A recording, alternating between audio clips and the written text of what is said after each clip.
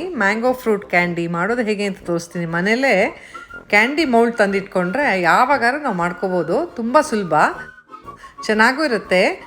ಮಾವಿನ ಹಣ್ಣಿನ ರಸನ 1-2 ನಿಮಿಷ ಬಿಸಿ ಮಾಡಿ,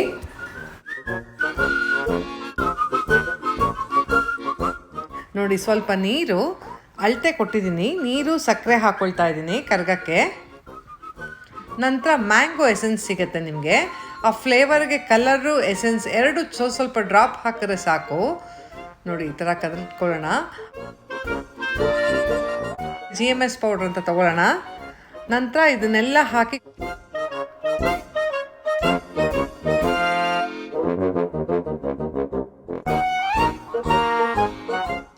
ಸ್ವಲ್ಪ ಅದ್ರ ಜೊತೆಗೆ ಮಾವಿನ ಹಣ್ಣು ತೊಗೊಳ್ಳೋಣ. ಮಾವಿನ ಹಣ್ಣು 2 ತೊಗೊಂಡು ಕ್ಲೀನ್ ಮಾಡಿ ಇಟ್ಕೊಂಡು ಆ ಥರ ಸ್ವಲ್ಪ ಮಿಕ್ಸಿಲಿ ಅಥವಾ ಕೈಯಲ್ಲಿ ಚೆನ್ನಾಗಿ ಸ್ಮ್ಯಾಶ್ ಮಾಡಿ ಇಟ್ಕೊಂಡ್ರೆ ನೋಡಿ ಈ ಥರ ಅದೆಲ್ಲ ಹಾಕಿ ಒಂದೇ ಒಂದು ಕುದಿ ಕೂರಿಸ್ಬಿಟ್ಟು ಆರಿಸ್ಬಿಡೋಣ ಸಾಕು. ಆರಿದ ನಂತರ ನೋಡಿ ಈ ಥರ ಬರುತ್ತೆ. ಈ ನಾವು ಕ್ಯಾಂಡಿ ಮೌಲ್ಡ್ ಏನಿದೆಯೋ ಅದಕ್ಕೆ ಹಾಕಿಟ್ಕೊಳ್ಳೋಣ. ನೋಡಿ ಈ ಥರ ನಾವು ಆಚೆ ತಿನ್ನೋಕ್ಕೆ ನೀರು ಯಾವುದು ಹಾಕಿರ್ತಾರೋ ಏನೋ ನಾನಾ ರೀತಿ ಭಯ ಇರುತ್ತೆ. ಈ ಥರ ಮನೇಲಿ ಮಾಡಿಟ್ಕೊಂಡ್ಬಿಟ್ರೆ ಮಕ್ಕಳು ದೊಡ್ಡವ್ರು ಎಲ್ರಿಗೂ ಆಸೆ ಚೆನ್ನಾಗಿರುತ್ತೆ. ನೋಡಿ ಈ ಥರ ಮೌಲ್ಡ್ ಸಿಗತ್ತೆ ನಮಗೆ. ಈ ಥರ ಮೇಲೆ ನಾನು ಕಡ್ಡಿ ನಮ್ಮ ಪ್ಲಾಸ್ಟಿಕ್ ಚೆನ್ನಾಗಿದೆ, ನಾನು ಈ ಥರ ಹಾಕಿದ್ದೀನಿ. ಬೇಡ ಅಂದರೆ ಕಡ್ಡಿ ಕೂಡ ಸಿಗತ್ತೆ, ಕಡ್ಡಿದು ತೋರಿಸಿರ್ತೀನಿ ನೋಡಿ.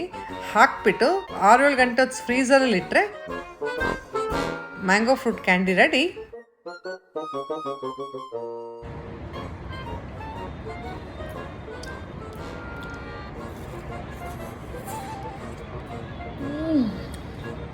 ಸಖತ್ತಾಗಿದೆ.